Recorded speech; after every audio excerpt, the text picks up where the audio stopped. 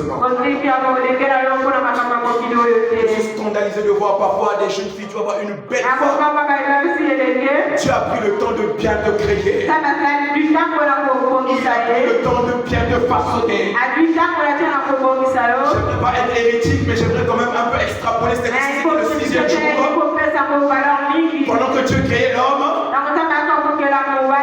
pour toi il a pris tout le temps possible pour te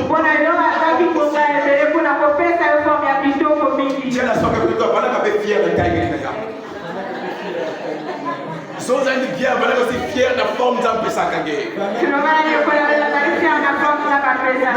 une belle femme qui va aller troquer sa grâce que Dieu lui a donnée. Un type qui va se détenter avec de la nuit. Parce qu'à l'habitude pour Manissa. Pour un iPhone. Ça commence à bugger, ça ne marche même plus. Voilà que tu vas troquer tout ton avenir pour un iPhone. Vanité de vanité. Tout est vanité. Pour des selfies. Pour des photos. Que voilà qui va troquer ton avenir. Et quand tu leur demandes, ils vont dire je suis à la recherche du bonheur. Mais quand tu le retrouves sur l'iPhone, qu'est-ce que lui donne le bonheur?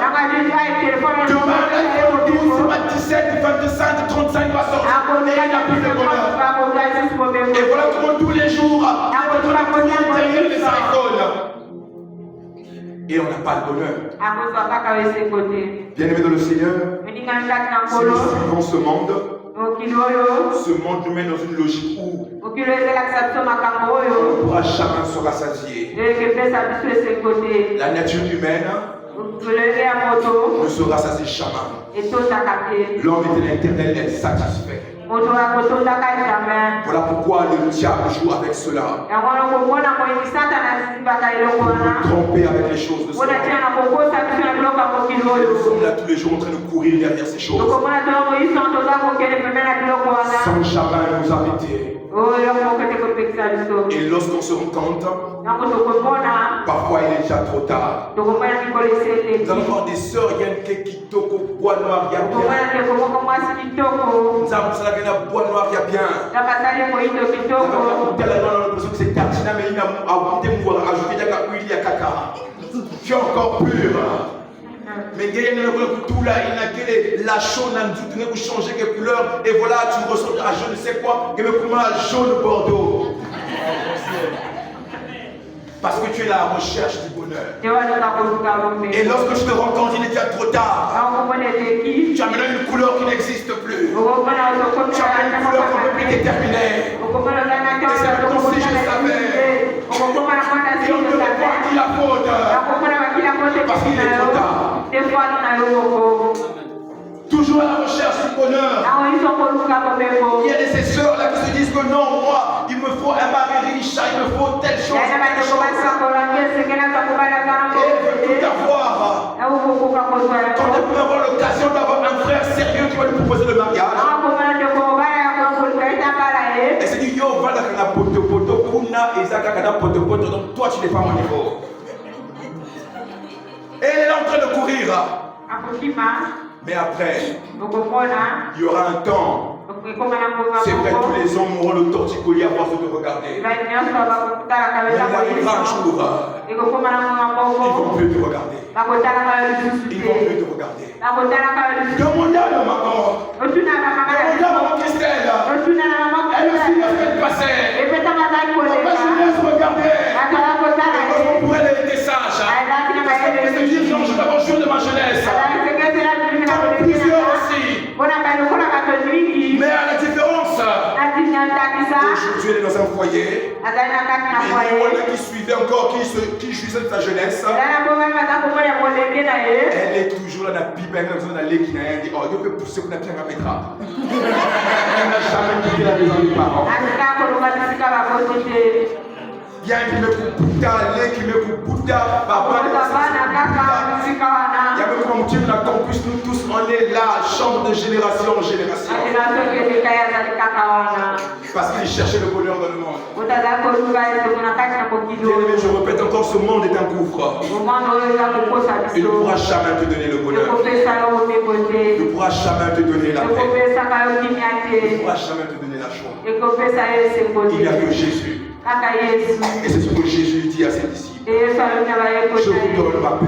Alors on peut se poser la question, quelle est la différence entre la paix de Jésus et la paix de ce monde? C'est le même mot et pourtant ça s'écrit avec les mêmes lettres. Il y a la même définition. Mais à quel niveau se trouve la différence? Oh, bien aimé, la différence se trouve dans le contenu. Bien aimé, la paix de Jésus est une paix éternelle. C'est une paix éternelle. La Bible déclare, si quelqu'un est en Christ, il est une nouvelle créature. Les choses anciennes sont passées. Et voici toutes choses sont devenues nouvelles. La paix de Jésus réside. Lorsque tu acceptes Jésus, ton passé n'a plus d'effet sur toi. Ton passé n'a plus d'impact sur toi. Même si le monde peut dire que tu es prostitué, mais dès lors que tu acceptes Jésus, Jésus te donne une nouvelle identité. Et l'ancienne identité ne peut plus changer la nouvelle que Dieu te donne. Voilà pourquoi on a cette paix de savoir que même si le monde me rejette, mais celui qui est au-dessus du monde me reçoit. Regardez cet homme. À l'époque, il y avait encore l'esclavage. Il était esclave. Et pas n'importe quel esclave. Vous savez, pour ceux-là qui aiment l'école et qui ont beaucoup étudié comme le pasteur, il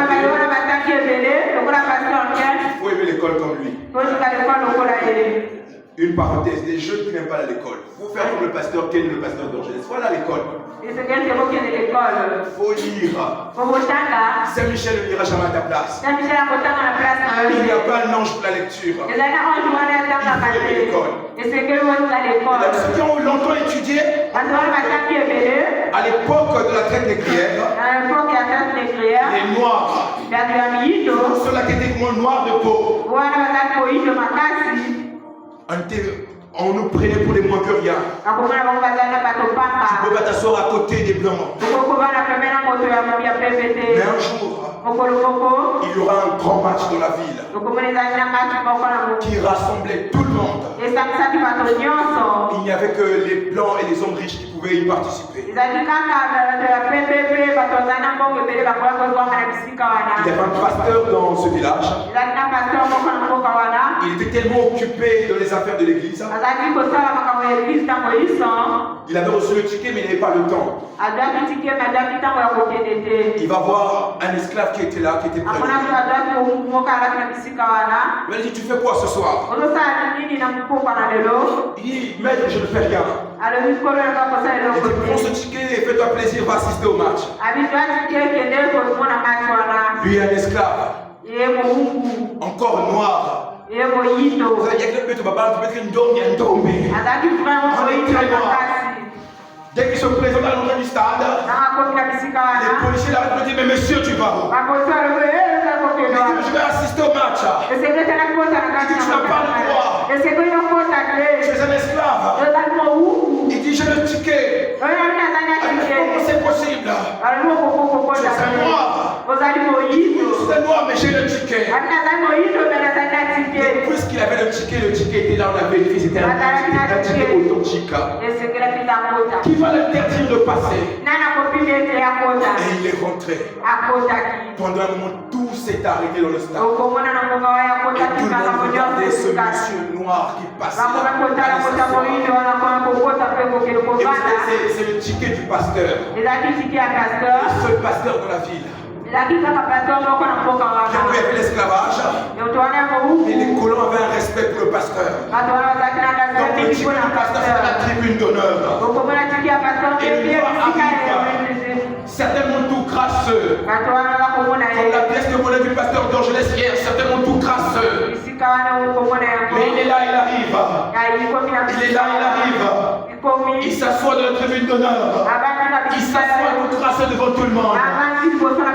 Parce qu'il avait le ticket. et tout le monde le regardait.